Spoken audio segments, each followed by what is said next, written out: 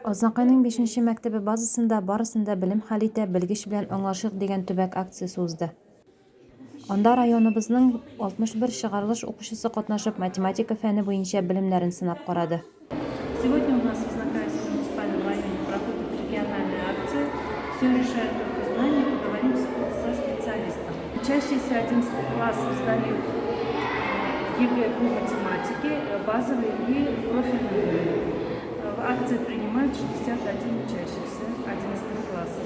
В роли организаторов и технических специалистов выступают учащиеся 10 классов. Они знакомятся с процедурой проведения ЕГЭ. Далее контрольно-измерительные материалы проверят учителя математики и проведут анализ вместе с учащимися, разберут ошибки.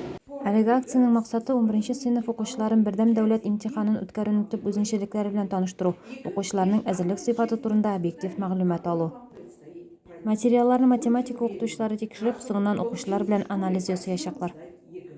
Сегодня мы пишем пробный экзамен в формате ЕГЭ по математике. Я пишу базу.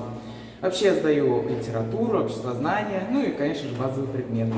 Я надеюсь, что все у нас получится, и всем выпускникам в этом году я желаю удачи.